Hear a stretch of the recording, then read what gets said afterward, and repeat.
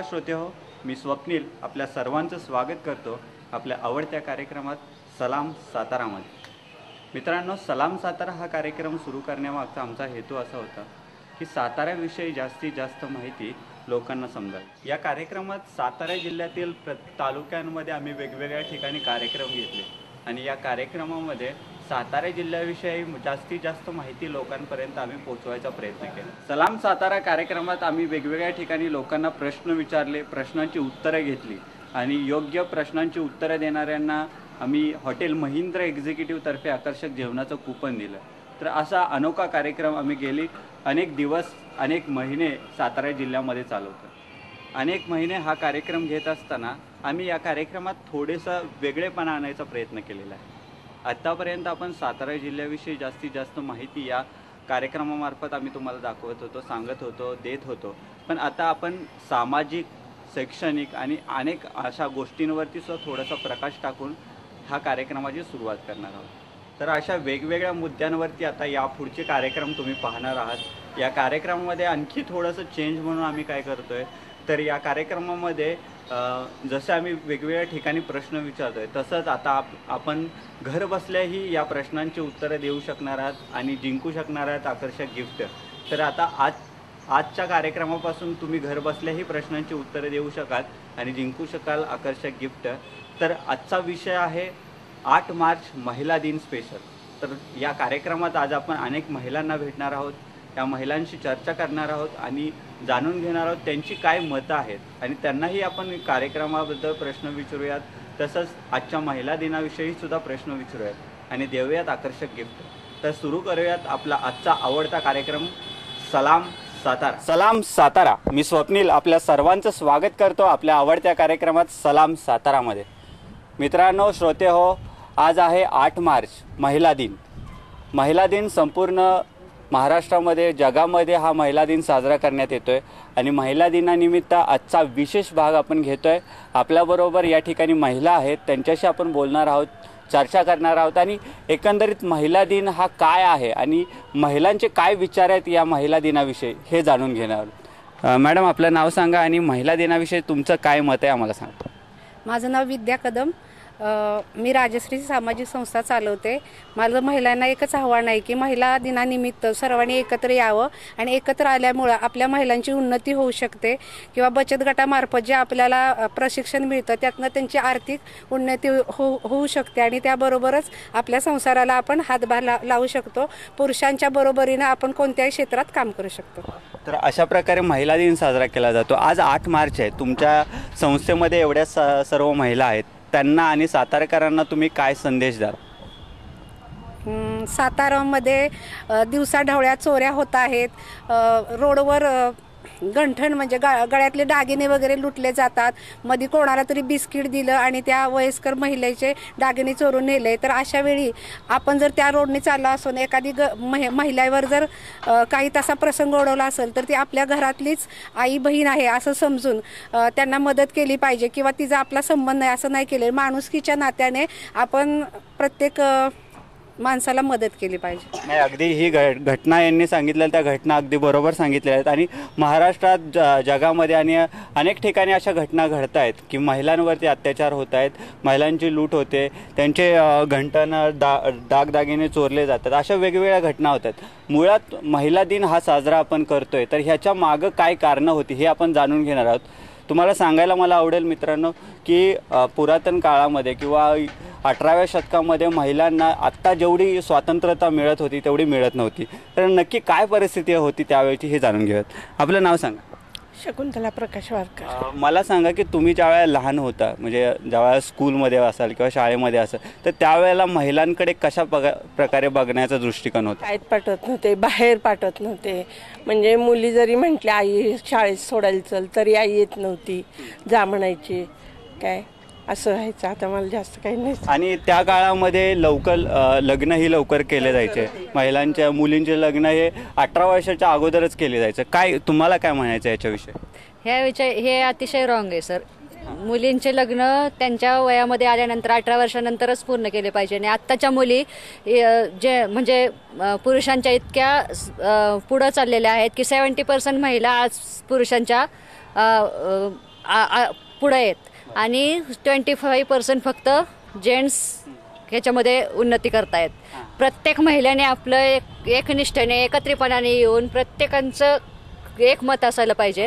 प्रत्येकाने प्रत्येकाच्या हिमतीने लढलं पाहिजे. आपलं कर्तव्य त्यांनी पार पाडलं पाहिजे. महिला ही घरची आणि कामाची आणि सगळ्या गोष्टींबद्दल तिचं एकजुटीने एकत्रित प्रयत्न करून त्यांनी हे कर्तव्य आपलं पार पाडलं पाहिजे आणि करते ही प्रत्येक महिला करते सर. आणि 50% जेंट्स चांगले आहेत. त्यामुळं आजकाल मुलीसुद्धा आम्हाला घराच्या बाहेर पाठवणं कठीण झालं आहे. प्रत्येक मुलगी लवकर आली घरी नाही आली किंवा काय झालं तर आईला हुरहुर लागलेली असते. माझाच प्रश्न घ्या, मला इतके हुरहुर लागते की माझं कुठं लक्ष लागत नाही, कुठं मन लागत नाही, कामात लागत नाही. आज मी माझे 2 मुलं सांभाळते, माझं घर सांभाळते, माझा जॉब सांभाळते. सगळ्या गोष्टी मी इतक्या व्यवस्थित पार पाडते आणि प्रत्येक महिलेला माझं हे सांगणं आहे की तुमच्या कामाचं तुम्ही नियोजन करा. अगदी या मुद्द्यांकडे सुद्धा मी येणार आहे, पण मला जाणून घ्यायचे आहे की पूर्वीच्या काळामध्ये 18व्या किंवा 17व्या शतकामध्ये महिलांकडे पाहण्याचा दृष्टिकोन कसा होता हे मला जाणून घ्यायचं आहे. आपलं नाव सांगा. सुरेया जब्बार भगवान. काय सांगाल की पूर्वीच्या काळामध्ये महिलांकडे किंवा तुम्ही लहान होता त्यावेळेला महिलांकडे मुलींकडे कसं पाहिलं जायचं? तेव्हा महिलांकडे मुलींकडे अशा रीतीने म्हणजे एक ही स्त्री म्हणून म्हणजे तिला आपण मोलकरीण म्हणून आणले अशा रीतीनं त्यांना बघायचे, त्यांना पाहायचे. आणि अजूनही आमच्या ह्याच्यात तरी रूढ आहे अशी पद्धत की महिलांना म्हणजे त्यांचं 50% सरकारने जरी त्यांना आरक्षण दिलं असेल तरी तशात त्यांना सहभाग होऊ शकत नाही त्या महिला. आणि त्यांना त्यांची लगेच जागा दाखवली जाते, चूल आणि मूल तुम्ही सांभाळा, तुमची जागा तीच आहे म्हणून असं स्पष्टपणे सांगितलं जातं. आज पण तुमच्या समाजामध्ये शिक्षणाचं कसं केलं? शिक्षण आता मुली पुढं म्हणजे मुलं शिकली नाही तेवढे मुली आता शिकू लागलेल्या आहेत. नाही, अगदी बरोबर आहे. आणि अशाच मुली पुढे शिकल्या पाहिजेत आणि त्यांना प्रोत्साहन हे आईवडिलांनी दिलं पाहिजे, हे अगदी बरोबर आहे. तुमचं नाव सांगा. रंजना घोरपडे. आणि मुलींना शिक्षण देण्यासाठी आणि मुलींचे स्वतःचे हक्क त्यांना मिळवून देण्यासाठी तुम्ही काय सांगा? मी सांगेन मुलींना स्वतःचे हक्क मिळालेच पाहिजेत आणि शिक्षण हे दिलंच पाहिजे. त्या स्वतःच्या पायावर उभा राहू शकतात, स्वतःचा संसार चालवू शकतात. त्यांच्या कुठलीही वेळ प्रसंग आली तरी त्या डगमगत नाहीत. त्यामुळे त्यांना शिक्षण हे गरजेचंच आहे. तुम्ही ज्या वेळेला लहान होता किंवा स्कूलमध्ये होता, शाळेमध्ये होता, त्यावेळेची परिस्थिती कशी होती? आता आम्ही तशा 8 बहिणी, पण आमच्या वेळेची म्हणजे चांगली परिस्थिती होती, नाही अशातला भाग नाहीये. पण आता त्याच्यापेक्षा काय माहिती की त्यावेळेला घरातून फक्त मुलींना दबाव असायचा, पण आता बाहेर फिरणंच मुलींना अवघड आहे. आत्ताच्या समाजात मुली एकटे फिरणं किंवा एकटं करणं म्हणजे असं अतिशय हे झालेलं आहे आता. नाही, या ठिकाणी एक मुद्दा त्यांनी व्यवस्थित मांडलेला आहे की त्या पुरातन काळामध्ये महिलांना घरातून दबाव असायचा, पण आजची परिस्थिती थोडीशी वेगळी झालेली आहे. घरातून प्रोत्साहन मिळतं, घरातून शिक्षणासाठी मुभाही मिळते, परंतु समाजामध्ये असे समाजकंटक आहेत की ज्यांच्यामुळे महिलांना मुलींना बाहेर फिरणं हे कठीण झालेलं आहे. आणखी जाणून घेऊयात. या ठिकाणी महिला आहेत आपल्याबरोबर. तुमचं नाव सांगा. त्रिवेणी श्रीधर थोरात. पूर्वीच्या महिलांच्या हक्क अधिकार आणि आजच्या महिलांचे हक्क अधिकार याच्याबद्दल तुमचं काय मत आहे? पूर्वीच्या महिलांना हक्क होते पण त्याची त्यांना माहिती नव्हती आणि आताच्या मुली अशा आहेत की त्यांना हक्काची खूप जास्त माहिती असते, त्यामुळे ते त्यांचे हक्क मिळवून घेत असतात. पूर्वीच्या महिलांना बाहेर पडून देत नव्हते, घरातून जाऊन देत नव्हते, त्यामुळे त्यांना ती माहिती मिळत नव्हती. पण पूर्वीच्या महिलांना आत्ताच्या महिलांपेक्षा जास्त इच्छाशक्ती होती की आम्हाला हे अधिकार पाहिजेत, आम्हाला हे कळलं पाहिजे वगैरे. पण आजकालच्या महिला आहेत ज्यांना माहीत असतं पण त्या त्यांच्या डेली रुटीनमध्ये इतक्या बिझी असतात की त्या नाही समाजासाठी काय करतात आणि नाही त्यांचे अधिकार यूज केला पाहिजे. आपल्याला 50% म्हणजे आपण इलेक्शनमध्ये राहू शकतो ते त्याचा काही यूज करत नाहीत का तर त्यांना घरातनं इतकं सपोर्ट मिळतोय की तुम्ही करिअर करा, पैसे कमवा. हे त्याच्यामध्येच सगळ्या आजकालच्या महिला आहेत. आणि पहिल्या महिलांना ज्यांना गरज होती समाजाची सुधारणा करायला त्यावेळी त्यांच्या घरातले सपोर्ट करत नव्हते. आता हा डिफरन्स होऊन राहिला आहे. तर असा हा डिफरन्स यांनी या ठिकाणी सांगितलेला आहे आणि अगदी बरोबर डिफरन्स यांनी या ठिकाणी सांगितलेला आहे. आणि त्यांनी एक आणखी मुद्दा असा मांडला की इलेक्शन आले किंवा इलेक्शनमध्ये त्यांना आता 50% या ठिकाणी वोटिंग दिलं जातं आहे. तर आणखी काही मत आहे त्यांचं, जाणून घेऊयात. महिला दिन साजरा करणं म्हणजे पूर्वी जसं महिला एकत्र येऊन नागपंचमी हळदी कुंकवाचे कार्यक्रम साजरा करत होत्या, पण आजकाल त्या पद्धती म्हणजे पुरातन पद्धती मानल्या जातात. पण ती ही एक महिला एकत्र येऊन विचार विनिमयाची एक साधन होतं. पण आज हा महिला दिन म्हणजे सुद्धा महिलांनी एकत्र येऊन आपले विचार एकमेकांबरोबर शेअर करणं किंवा एकमेकांचे अनुभव सांगणं, आलेल्या समाजामध्ये येणाऱ्या अडचणी एकमेकांना कशा दूर करणं ह्या गोष्टीसुद्धा सांगणं किंवा त्याच्यावर पर्याय शोधणं हा एक महिला दिनासाठी खूप चांगला उपक्रम आहे. नाही, अगदी महिला दिन हा साजरा कसा करावा हे त्यांनी अगदी आपल्याला या ठिकाणी सांगितलेलं आहे. पण मुळात महिला दिन का साजरा करावा लागतो हे सुद्धा जाणून घेणं खूप महत्त्वाचं आहे. तुम्ही काय सांगाल की महिला दिन हा साजरा करत असताना का गरज पडली महिला दिन साजरा करायची? म्हणजे पुरुषांचा प्रभाव इतका झालेला आहे की महिलांसाठी एक विशेष दिवसच सिलेक्ट करावा लागलेला आहे. इतकी डॉमिनन्सी झालेली आहे पुरुषांची महिलांवरती की महिला आपलं अस्तित्वच जवळजवळ विसरून गेलेला आहेत. अगदी चूल मूल संसार सांभाळणे, त्यांच्याकडे बघणे, त्यांची व्यवस्था राखणे, ह्याच्यामध्ये स्वतःचंही काही अस्तित्व आहे ह्याची महिलांना जाणीव करून देण्याची आज गरज भासतीये. ही फार दुःखाची गोष्ट आहे. पण ठीक आहे, कमीत कमी ह्या दिवसाच्या निमित्ताने तरी महिलांमध्ये महिलांमध्ये ही जागृती येते की बाबा आपल्यासाठी म्हणजे आपलंही काही अस्तित्व आहे आणि आपण सिद्ध करू शकतो, समाजासमोर आपण काहीतरी आहे प्रूव्ह करू शकतो. ह्यासाठी आज महिला दिन साजरा करतो आपण. महिला दिन साजरा करत असताना तुम्हाला काय वाटते, कोणते हक्क अधिकार तुम्हाला मिळाले पाहिजे? काय, महिलांना स्वातंत्र्य मिळालं पाहिजे, पण त्या स्वातंत्र्याचा महिलांनी दुरुपयोग करू नये. म्हणजे कुठलंही स्वातंत्र्य जर नैतिकतेत असेल तर ते कधीही चांगलं असतं. म्हणजे नैतिक मार्गाचा वापर करावा. महिलांनी आपल्याला जे पुरेपूर स्वातंत्र्य मिळालेलं आहे त्याचा सत्कारणी लावावं. जे काय स्वातंत्र्य आहे ते सत्कारणी लावावं. हे सुंदर असं मत त्यांनी या ठिकाणी महिला दिनाचं मांडलेलं आहे. म्हणजे महिला दिन का साजरा करावा लागतो हेही त्यांनी या ठिकाणी सांगितलेलं. आणखी काही महिला आहेत आपल्याबरोबर, त्यांच्याशी बोलूयात. तुमचं नाव सांगा. माझं नाव सुवर्णा मोरे. आणि महिला दिन आज आपण साजरा करतोय, तुम्ही एक महिला आहात, काय समाजाला काय संदेश द्या? माझा फक्त एकच संदेश आहे की एका महिलेचं वरती अत्याचार होत असेल तर तिथे सर्व महिलांनी एकत्र येऊन तिची मदत करावी. लांबून बघून हसू नये किंवा तिला वेड्यात काढू नये. सर्वांनी तिची साथ द्यावी, हेच महिलांना माझं सांगणं आहे. अगदी महिला दिनाचं हे औचित्य साधून आजचा विशेष कार्यक्रम, महिला दिन विशेष कार्यक्रम आज आपण घेतोय आणि महिला दिनाविषयी ही माहिती आपण घेतली जाणून. आज या ठिकाणी एक छोटासा ब्रेक घेऊया. कुठेही जाऊ नका, पाहत राहा आपला आवडता कार्यक्रम सलाम सातारा. महाराष्ट्र में आए जाने वाले शहरों में से एक शहर है सतारा. पुणे बेंगलोर हाईवे पर स्थित ये शहर 16वीं सदी की याद दिलाता है, जो किसी समय मराठा एम्पायर की राजधानी था.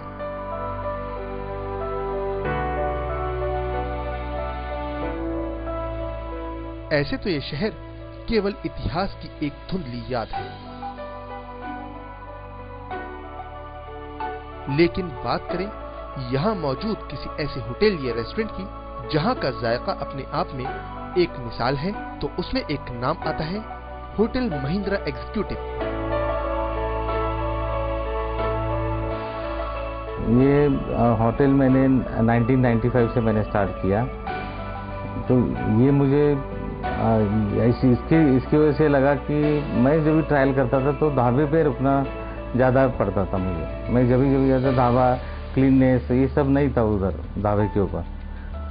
तो मैं सोचा अपन अगर समझो डाल दिया होटल, और एग्जीक्यूटिव क्लास जो ट्रैवल करते हैं उनके लिए अगर कंफर्टेबल हो जाए, तो मैं स्टार्टिंग से ही AC dining hall, AC coffee shop, AC permit room, ये सब मैंने विथ लाइसेंसेस मैंने चालू कर दिया.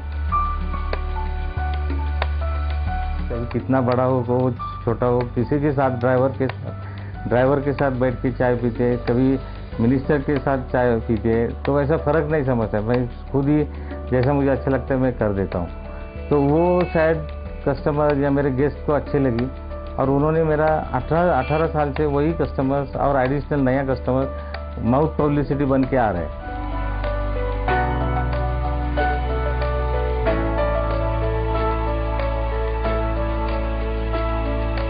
ये डिलक्स है, सुपर डिलक्स है, एसी नॉन एसी रूम्स है. तो मैं शुरू में दोनों रखा, एसी नॉन एसी, लेकिन बाद में मैंने पूरा 100% एसी रूम्स कर दिया.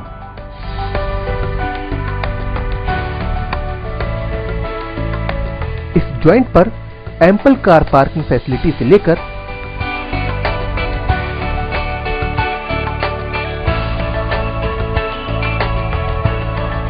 किड्स प्लेइंग एरिया तक सभी फैसिलिटीज मौजूद हैं.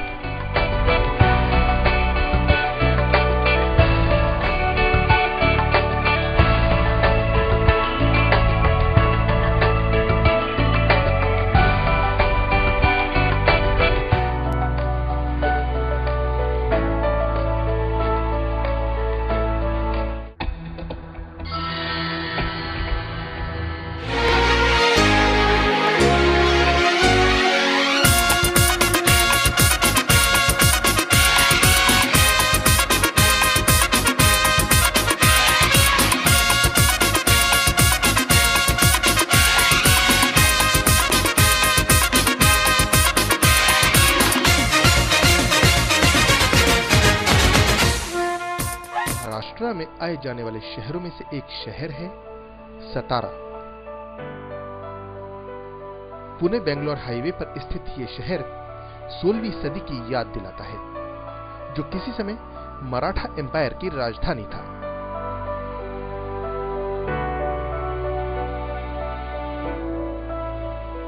ऐसे तो ये शहर केवल इतिहास की एक धुंधली याद है, लेकिन बात करें यहां मौजूद किसी ऐसे होटल या रेस्टोरेंट की जहां का जायका अपने आप में एक मिसाल है, तो उसमें एक नाम आता है होटल महिंद्रा एग्जीक्यूटिव। ये होटल मैंने 1995 से मैंने स्टार्ट किया, तो ये मुझे इसकी वजह से लगा कि मैं जब भी ट्रायल करता था तो ढाबे पे रुकना ज़्यादा पड़ता था मुझे। मैं जब भी जाता ढाबा क्लीननेस ये सब नहीं था उधर ढाबे के ऊपर, तो मैं सोचा अपन अगर समझो डाल दिया होटल, और एग्जीक्यूटिव क्लास जो ट्रैवल करते हैं उनके लिए अगर कंफर्टेबल हो जाए, तो मैं स्टार्टिंग से ही AC dining hall, AC coffee shop, AC permit room, ये सब मैंने विथ लाइसेंसेस मैंने चालू कर दिया। कभी कितना बड़ा हो छोटा हो, किसी के साथ ड्राइवर के साथ बैठ के चाय पीते, कभी मिनिस्टर के साथ चाय पीते, तो ऐसा फ़र्क नहीं समझता। मैं खुद ही जैसा मुझे अच्छा लगता है मैं कर देता हूँ। तो वो शायद कस्टमर या मेरे गेस्ट को अच्छी लगी, और उन्होंने मेरा 18 साल से वही कस्टमर्स और एडिशनल नया कस्टमर माउथ पब्लिसिटी बन के आ रहे हैं।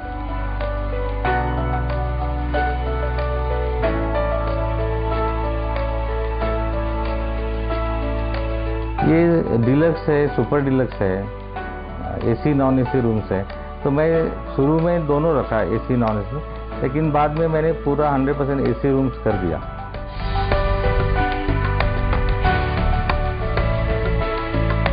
इस जॉइंट पर एम्पल कार पार्किंग फैसिलिटी से लेकर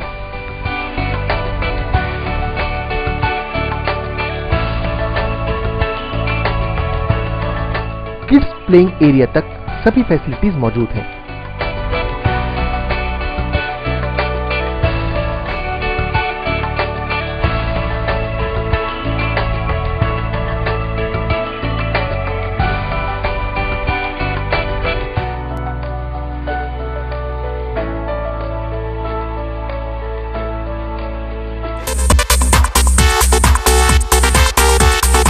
साताऱ्याला चला।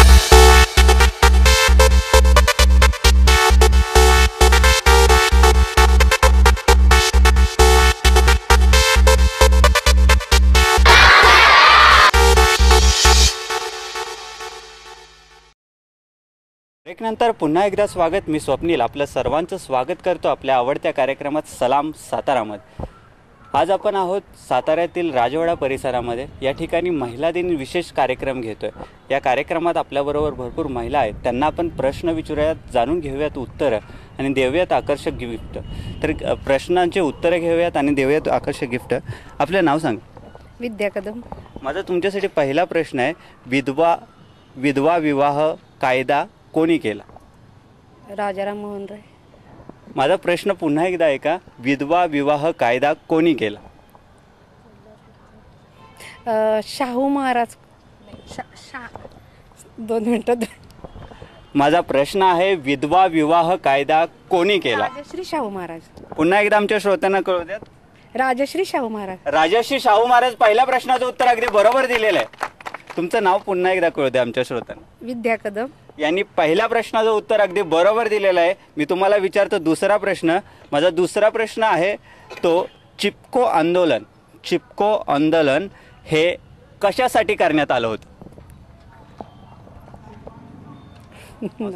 जयश्री पाटील। चिपको हे आंदोलन कशासाठी करण्यात आलं होतं? झाडांना वाचवण्यासाठी। झाडांना वाचवण्यासाठी, वनरक्षणासाठी हे आंदोलन झालं होतं। राजस्थानमध्ये हे आंदोलन झालं होतं आणि हे पहिल्या प्रश्नाचं उत्तर अगदी बरोबर आहे। जोरदार टाळ्या होत्या त्यांच्यासाठी। पहिल्या प्रश्नाचं उत्तर अगदी बरोबर दिलेलं आहे तुम्ही। माझा तुमच्यासाठी दुसरा प्रश्न आहे, साताऱ्यामध्ये राणी ताराबाई यांचं एक स्मारक आहे, तर त्यांचे स्मारक किंवा त्यांची समाधी साताऱ्यामध्ये कुठे आहे? काय हरकत नाही, पुढे जाऊयात. हात वरती येत आहेत या ठिकाणी. आपलं नाव? रमीजा सय्यद. साताऱ्यामध्ये ताराबाई, राणी ताराबाई यांचं स्मारक कुठं आहे? 4 भिंती. राणी ताराबाई यांचं स्मारक येतं या प्रश्नाचं उत्तर? संगम माऊली. संगम माऊली या ठिकाणी. या पहिल्या प्रश्नाचं उत्तर अगदी बरोबर आहे. जोरदार टाळ्या होत्यात. पुढे या. तुमचं नाव सांगा. दीपिका घाडगे. यांनी पहिल्या प्रश्नाचं उत्तर या ठिकाणी बरोबर दिलेलं आहे. माझा तुमच्यासाठी दुसरा प्रश्न, रामायणामध्ये श्रीराम यांच्या आईचं नाव काय? कौसल्या. कौशल्या. दुसऱ्याही प्रश्नाचं उत्तर अगदी बरोबर दिलेलं आहे. 2 प्रश्नांची अचूक उत्तरे दिलेले आहेत. तुमचं नाव आमच्या श्रोत्यांना एकदा कळू द्या. दीपिका घाडगे. यांनी 2 प्रश्नांची अचूक उत्तरे दिलेले आहेत. माझा तिसरा आणि शेवटचा प्रश्न, क्रांतिकारकांची स्मृती देवता म्हणून कोणाला ओळखलं जातं? क्रांतिकारकांची स्मृती देवता म्हणून कोणाला ओळखलं जातं? नाना पाटील. क्रांतिकारकांची स्मृती देवता. तिसरा प्रश्न आहे. तिसऱ्या प्रश्नाचं अचूक उत्तर देता येतं तुम्हाला मिळणार आहे हॉटेल महिंद्रा एक्झिक्युटिव्ह तर्फे आकर्षक जेवणाचं कुपन. त्यामुळे विचारपूर्वक उत्तर द्या. येतं या प्रश्नाचं उत्तर? काय हरकत नाही, पुढे जाऊयात. आपल्याबरोबर आणखी महिला आहेत, यांनाही प्रश्न विचारूयात, आपण जाणून घेऊयात उत्तर. आपलं नाव? आरिफा तांबोळी. माझा तुमच्यासाठी पहिला प्रश्न आहे, भारतामध्ये सतीची प्रथा होती पूर्वी. सतीची प्रथा म्हणजे काय आम्हाला सांगा. माहिती आहे तुम्हाला सतीची प्रथा? ज्यावेळेस नवरा मरतो त्याच वेळेस त्याच बाईला तिथेच जाळून मारतात. त्याच सतीची प्रथा म्हणतात. अग्नीत उडी घ्यायला लागते. चितेमध्ये उडी घ्यावी लागत होती. सतीची प्रथा ही पूर्वीच्या काळामध्ये म्हणजे 17च्या किंवा 18व्या शतकामधली ही प्रथा. ज्या वेळेला तिचा पती मरण पावायचा त्यावेळेला तिच्या अग्नीमध्ये ह्या पत्नीला उडी घेऊन स्वतःचं अस्तित्व संपवावं लागायचे, अशी ही सतीची प्रथा. काय मत आहे तुमचं ह्या सतीची प्रथाबद्दल? तुम्हाला काय वाटतं? हे बरोबर नव्हतं त्यावेळेस. म्हणजे सगळं तिथंच संपायचं. नवरा मेल्यानंतर सगळं तिथंच संपून जातं. त्या स्त्रीच्या सुद्धा काही इच्छा असतील की पुढं आपण काय, त्यांनी जरी नवऱ्याने काही इच्छा ठेवल्या असतील की पुढं आपलं भवितव्य काय करायचं असेल तर ते आत्ताच तसं नाही आहे ह्या काळात. की नवऱ्याच्या काही इच्छा असतील त्या पूर्ण करते स्त्री. नवऱ्याच्या बरोबरीने सगळी कामं करते हीच आता ती प्रथा चुकीची होती. माझं तुमच्यासाठी पहिला प्रश्न असा आहे की सतीची प्रथा ही भारतामध्ये कोणी बंद केली?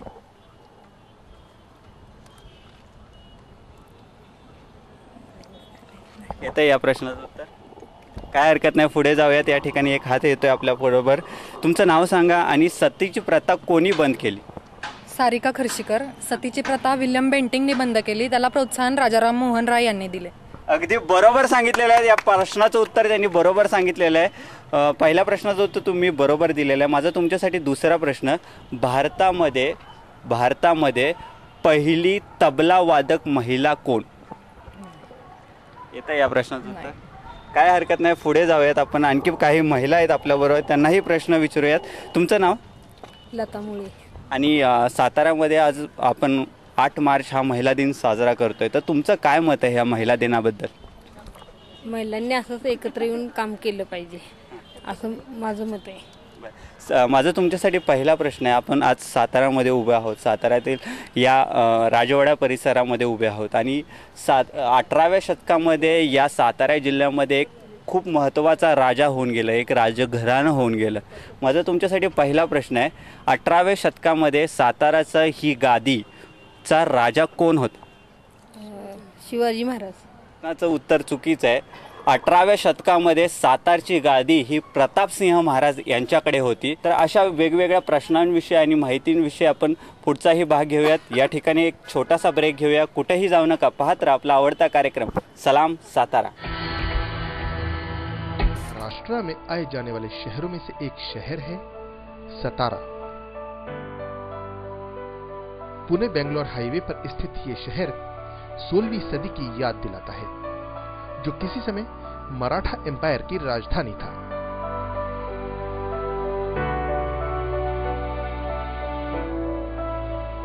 ऐसे तो ये शहर केवल इतिहास की एक धुंधली याद है, लेकिन बात करें यहां मौजूद किसी ऐसे होटल या रेस्टोरेंट की जहां का जायका अपने आप में एक मिसाल है, तो उसमें एक नाम आता है होटल महिंद्रा एग्जीक्यूटिव।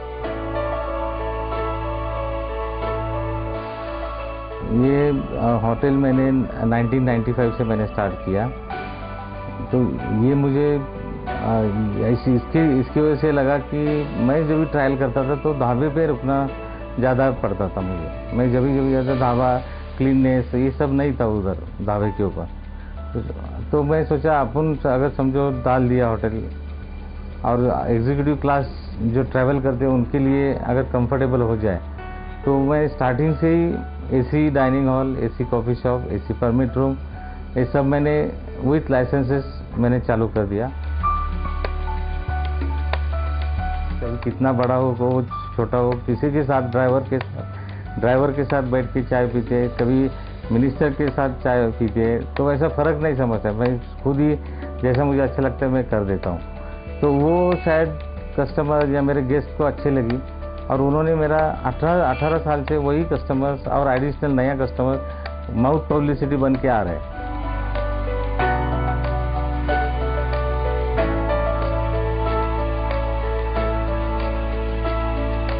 ये डिलक्स है, सुपर डिलक्स है, एसी नॉन एसी रूम्स है। तो मैं शुरू में दोनों रखा, एसी नॉन एसी, लेकिन बाद में मैंने पूरा 100% एसी रूम्स कर दिया।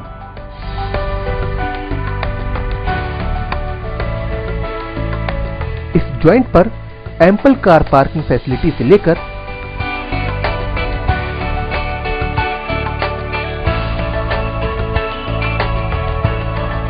किड्स प्लेइंग एरिया तक सभी फैसिलिटीज मौजूद हैं।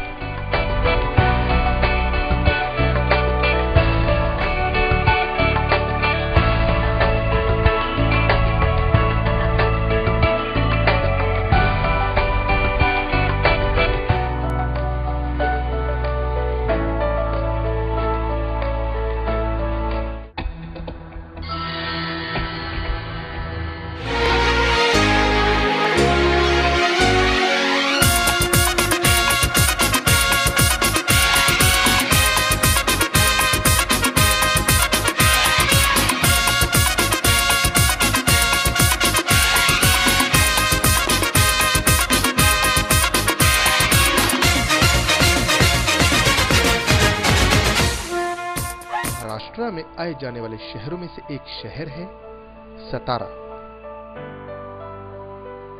पुणे बेंगलोर हाईवे पर स्थित ये शहर 16वीं सदी की याद दिलाता है, जो किसी समय मराठा एम्पायर की राजधानी था।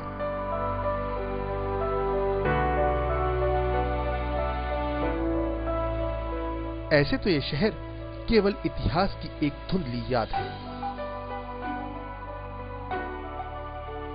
लेकिन बात करें यहां मौजूद किसी ऐसे होटल या रेस्टोरेंट की जहां का जायका अपने आप में एक मिसाल है, तो उसमें एक नाम आता है होटल महिंद्रा एग्जीक्यूटिव।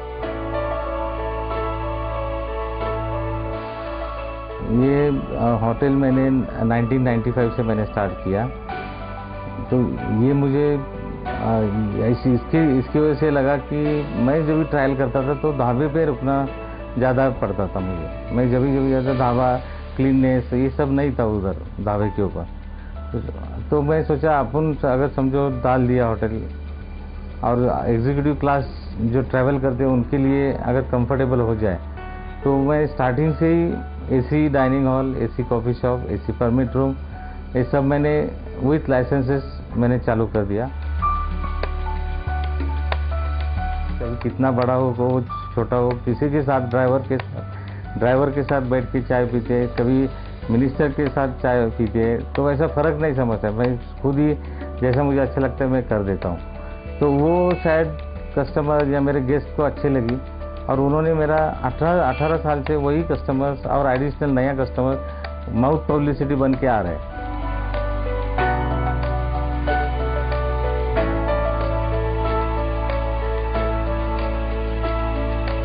ये डिलक्स है, सुपर डिलक्स है, एसी नॉन एसी रूम्स है। तो मैं शुरू में दोनों रखा, एसी नॉन एसी, लेकिन बाद में मैंने पूरा 100% एसी रूम्स कर दिया।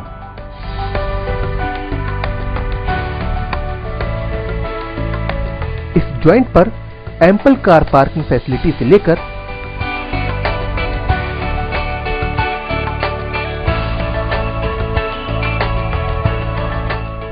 प्लेइंग एरिया तक सभी फैसिलिटीज मौजूद हैं।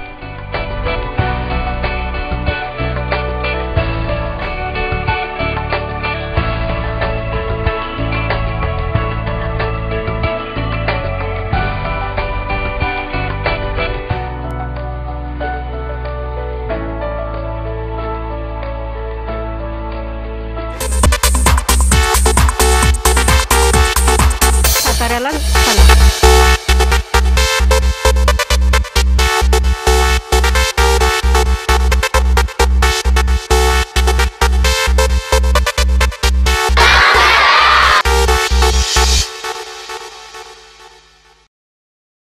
ब्रेक नंतर पुन्हा एकदा स्वागत. मी स्वप्नील आपल्या सर्वांचं स्वागत करतो आपल्या आवडत्या कार्यक्रमात सलाम सातारामध्ये. आज आपण आहोत साताऱ्यातील राजवाडा परिसरामध्ये महिला दिन विशेष कार्यक्रमामध्ये. आज आपण महिलांशी चर्चा करतोय. महिलांच्या या महिला दिनाविषयीच्या मतं आपण घेतोय, त्याचबरोबर विचारतोय प्रश्न, जाणून घेतोय उत्तरं आणि देतोय हॉटेल महिंद्रा एक्झिक्युटिव्हतर्फे आकर्षक जेवणाचे कुपन. तर आज आपण महिलांना विचारूयात प्रश्न, जाणून घेऊयात उत्तरं. आपल्याबरोबर काही महिला आहे, याविषयी तुमचं काय मत आहे? महिला दिना दिवशी वेळोवेळी महिलांनी एकत्र येऊन एकमेकांचे प्रॉब्लेम सॉल्व्ह केले पाहिजेत, हेच म्हणणं. हा महिला दिन तुम्ही साजरा करत असताना, आजचा महिला दिन तुम्ही साजरा करत असताना महिलांना काय संदेश द्या? महिलांनी पण व्यवस्थित त्यांना आरक्षण दिले तर महिलांनी सुद्धा आपल्या ह्यानीच पायरीनेच राहिलं पाहिजे, जास्त पण हे केलं नाही पाहिजे. आज इलेक्शन आले, जवळ आले की महिलांना जास्त सुविधा दिल्या जातात, तुमचं काय मत आहे याच्याबद्दल?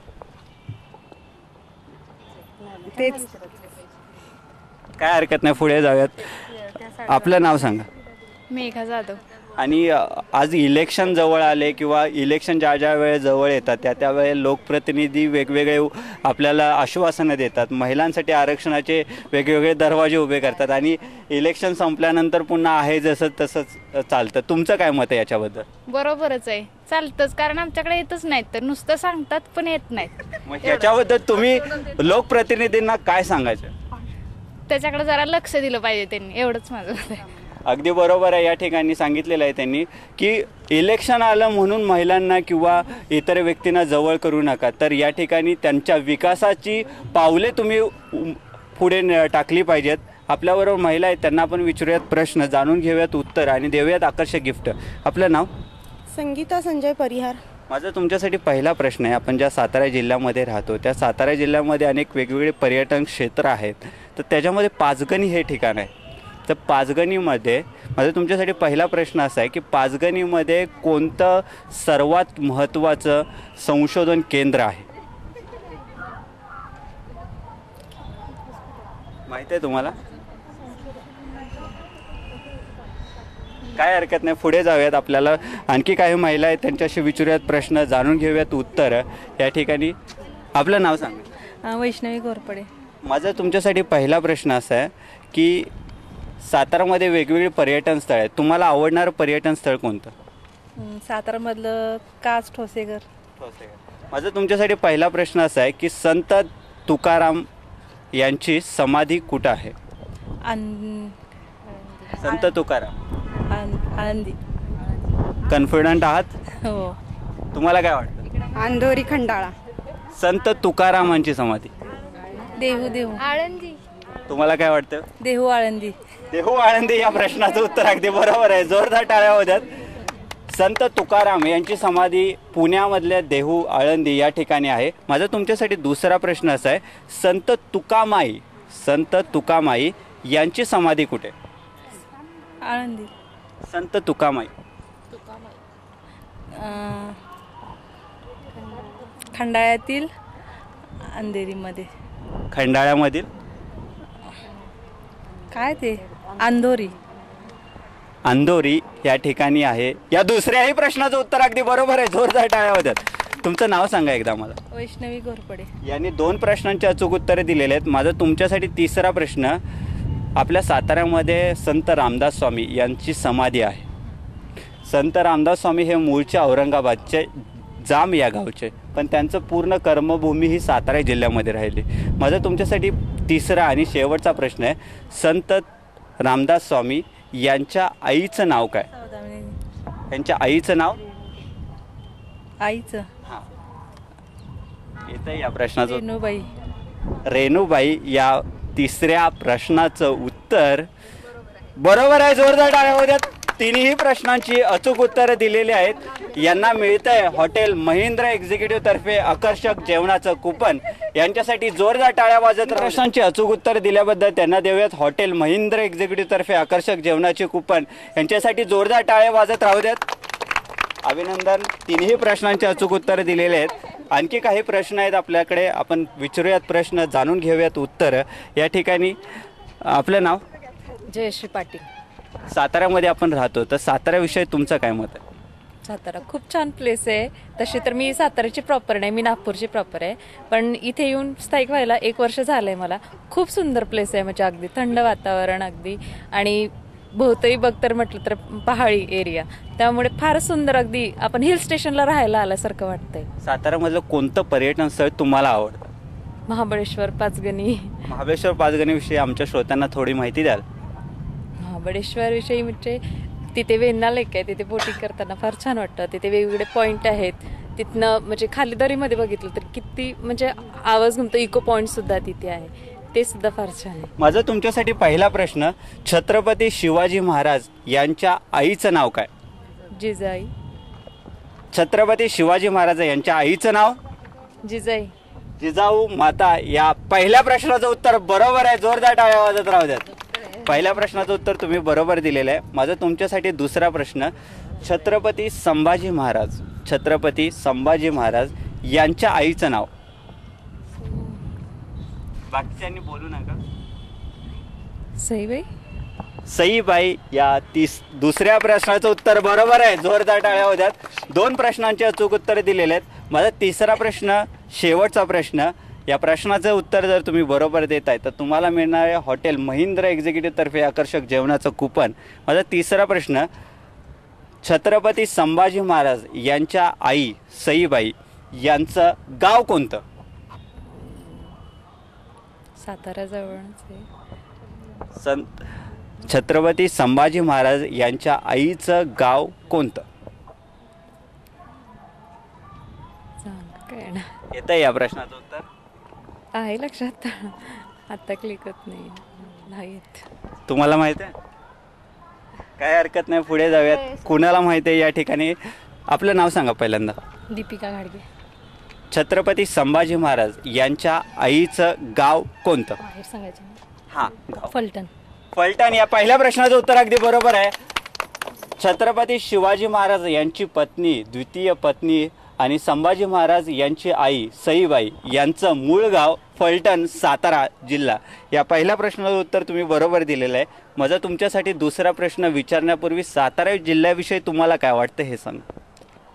माझं पूर्ण शिक्षण पूर्ण सातारा जिल्ह्यामध्येच गेलेलं आहे, आणि सातारा जिल्ह्याचं वातावरण हे पुणे मुंबईपेक्षा प्रदूषणरहित आहे आणि हेल्दी आहे वातावरण. तर असा हा सातारा जिल्ह्याविषयी त्यांनी माहिती सांगितलेली आहे. आणि आज महिला दिन आहे, याच्याविषयी त्यांनी थोड्या वेळापूर्वी आपल्याला माहिती सांगितलेली आहे. माझा दुसरा प्रश्न तुम्हाला असा आहे की सातारामध्ये वेगवेगळे पर्यटन स्थळ आहेत, त्याच्यामध्ये सातारचं संगम माहुली किंवा क्षेत्र माहुली हे ठिकाण खूप प्रसिद्ध आहे, आणि त्या ठिकाणी 2 नद्यांचा संगम होतो. तर माझा तुमच्यासाठी दुसरा प्रश्न आहे, सातारच्या संगम माहुली या ठिकाणी कोणत्या 2 नद्यांचा संगम होतो? वेण्णा आणि कृष्णा. वेण्णा आणि कृष्णा. या प्रश्नाचं उत्तर अगदी बरोबर आहे. जोरदार टाळ्या वाजत राहू द्या. 2 प्रश्नांची अचूक उत्तरे दिलेली आहेत. तुमचं नाव श्रोत्यांना कळू द्या. दीपिका घाडगे. यांनी 2 प्रश्नांची अचूक उत्तरं दिलेली आहेत. माझा तिसरा आणि शेवटचा प्रश्न सातारा जिल्ह्यावरतीच आहे. सातारा जिल्ह्यातील कराड या ठिकाणी 2 नद्यांचा संगम होतो. कोयना आणि कृष्णा या 2 नद्यांचा संगम होतो. या समाधी स्थळावरती किंवा या संगमस्थळावरती एका व्यक्तीची समाधी आहे. त्या व्यक्तीचं नाव काय? यशवंतराव. स्वर्गीय यशवंतराव. या तिसऱ्याही प्रश्नाचं उत्तर अचूक आहे दिलेलं आहे, आणि यांनाच मिळते हॉटेल महेंद्र एक्झिक्युटिव्ह तर्फे आकर्षक जेवणाचं कुपन. आमच्या श्रोत्यांना तुमचं नाव एकदा कळवतं. ॲडव्होकेट दीपिका घाडगे. यांनी 3ही प्रश्नांची अचूक उत्तरे दिलेली आहेत. जोरदार टाळ्या वाजत राहू द्यात. अशा प्रकारे या ठिकाणी महिला दिन स्पेशल कार्यक्रम आपण घेतला. या कार्यक्रमात विचारले प्रश्न, जाणून घेतली उत्तरं आणि दिले आकर्षक जेवणाचे कुपन्स. महिला दिन विशेष कार्यक्रमात आज याच ठिकाणी निरोप घेऊया, पण या कार्यक्रमामार्फत आजपासून आपण एक वेगळी कॉम्पिटिशन सुरू करतोय। त्याच्यामध्ये तुम्ही घर बसल्याही हे बक्षिसं जिंकू शकता। तुम्हाला आम्ही विचारणार एक प्रश्न, या प्रश्नाचं उत्तर येत्या 2 दिवसामध्ये तुम्हाला द्यायचं आहे। या प्रश्नाचं उत्तर तुम्ही बरोबर दिल्यास तुम्हाला मिळेल हॉटेल महिंद्रा एक्झिक्युटिव्ह तर्फे आकर्षक जेवणाचं कूपन। सलाम सातारामध्ये या आठवड्याचा प्रश्न आहे, भारतातील सर्वात पहिली महिला वैमानिक कोण? सलाम सातारामध्ये या आठवड्याचा प्रश्न, भारतातील सर्वात पहिली महिला वैमानिक कोण? या प्रश्नाचं उत्तर तुम्हाला पाठवायचं आहे मेसेज करून। मेसेज करण्यासाठी आमचा फोन नंबर आहे 9623 680 799। आमचा प्रश्न पुन्हा एकदा ऐका, या आठवड्याचा प्रश्न, भारतातील सर्वात पहिली महिला वैमानिक कोण? या प्रश्नाचं उत्तर येत्या मंगळवार संध्याकाळी 6 वाजेपर्यंत तुम्हाला पाठवायचे मेसेज थ्रू। आमचा मेसेजचा नंबर आहे 9623 680 799। या प्रश्नाचं उत्तर मंगळवार संध्याकाळी 6 वाजेपर्यंत आपल्याला पाठवायचं आहे। या प्रश्नांचं उत्तर अचूक पाठवणाऱ्या व्यक्तीस मिळेल हॉटेल महिंद्रा एक्झिक्युटिव्ह तर्फे आकर्षक जेवणाचं कूपन। आज याच ठिकाणी निरोप घेतो, कुठेही जाऊ नका, पाहत राहा आपला आवडता कार्यक्रम सलाम सातारा।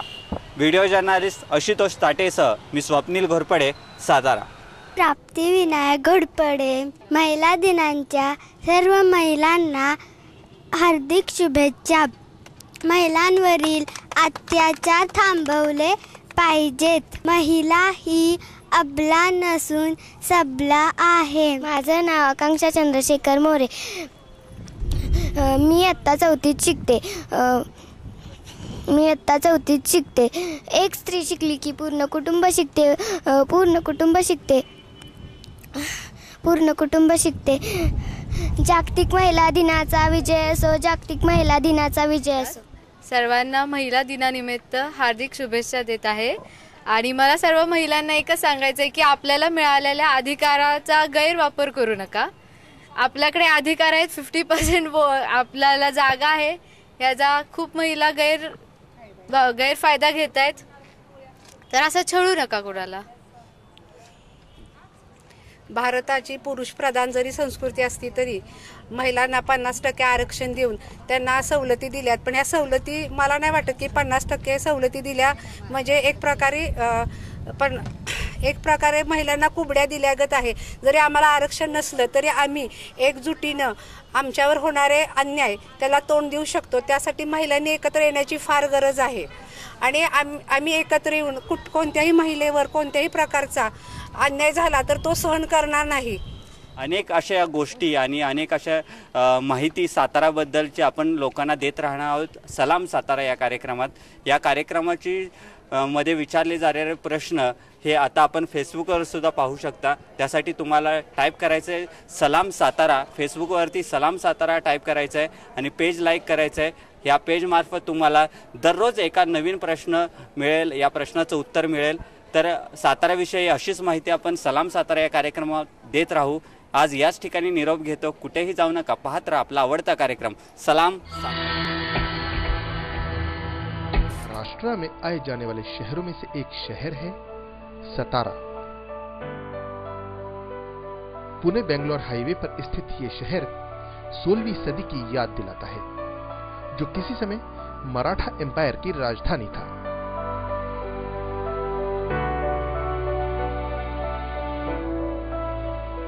ऐसे तो ये शहर केवल इतिहास की एक धुंधली याद है, लेकिन बात करें यहां मौजूद किसी ऐसे होटल या रेस्टोरेंट की जहां का जायका अपने आप में एक मिसाल है, तो उसमें एक नाम आता है होटल महिंद्रा एग्जीक्यूटिव। ये होटल मैंने 1995 से मैंने स्टार्ट किया, तो ये मुझे इसकी वजह से लगा कि मैं जब भी ट्रायल करता था तो ढाबे पे रुकना ज़्यादा पड़ता था मुझे। मैं जब भी जाता ढाबा, क्लीननेस ये सब नहीं था उधर ढाबे के ऊपर। तो मैं सोचा अपन अगर समझो डाल दिया होटल, और एग्जीक्यूटिव क्लास जो ट्रैवल करते हैं उनके लिए अगर कंफर्टेबल हो जाए तो मैं स्टार्टिंग से ही AC dining hall, AC coffee shop, AC permit room, ये सब मैंने विथ लाइसेंसेस मैंने चालू कर दिया। कभी कितना बड़ा हो छोटा हो, किसी के साथ ड्राइवर के साथ बैठ के चाय पीते, कभी मिनिस्टर के साथ चाय पीते, तो वैसा फ़र्क नहीं समझता। मैं खुद ही जैसा मुझे अच्छा लगता है मैं कर देता हूँ। तो वो शायद कस्टमर या मेरे गेस्ट को अच्छी लगी और उन्होंने मेरा 18 साल से वही कस्टमर्स और एडिशनल नया कस्टमर माउथ पब्लिसिटी बन के आ रहे हैं।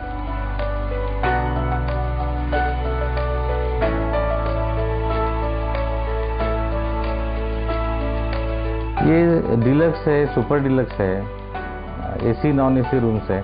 तो मैं शुरू में दोनों रखा, एसी नॉन एसी, लेकिन बाद में मैंने पूरा 100% एसी रूम्स कर दिया।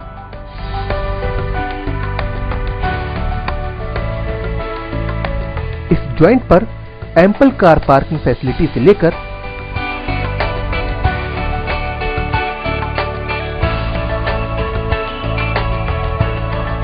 किड्स प्लेइंग एरिया तक सभी फैसिलिटीज मौजूद हैं।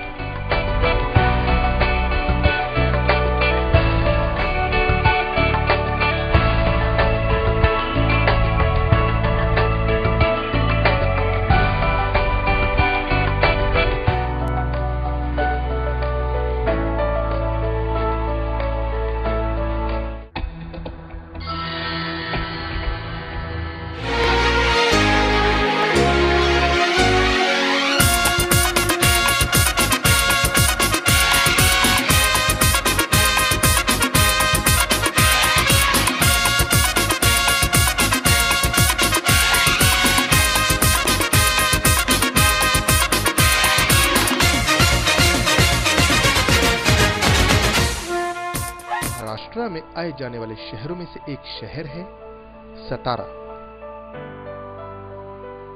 पुणे बेंगलोर हाईवे पर स्थित ये शहर 16वीं सदी की याद दिलाता है, जो किसी समय मराठा एम्पायर की राजधानी था।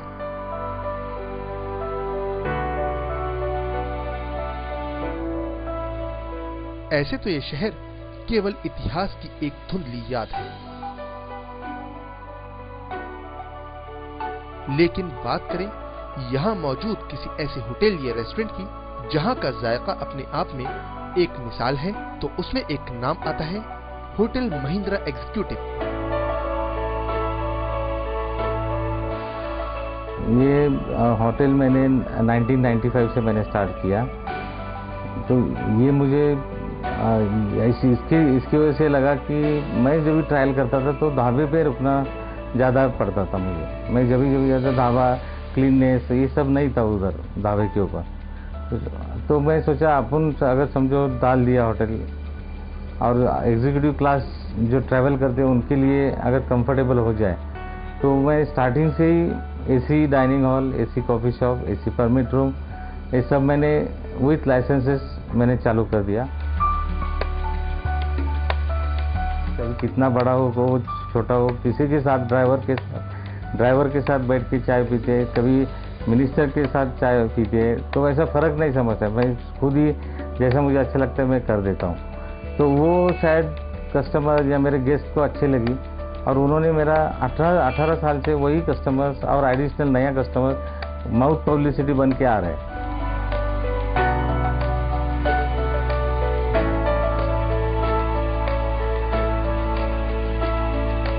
ये डिलक्स है, सुपर डिलक्स है, एसी नॉन एसी रूम्स है।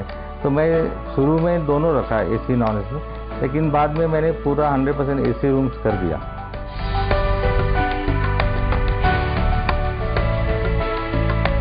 इस जॉइंट पर एम्पल कार पार्किंग फैसिलिटी से लेकर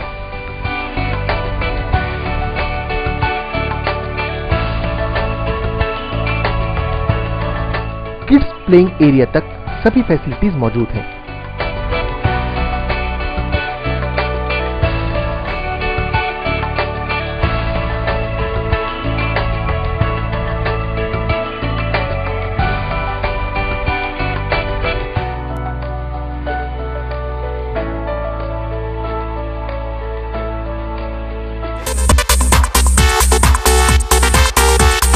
साताऱ्याला चला.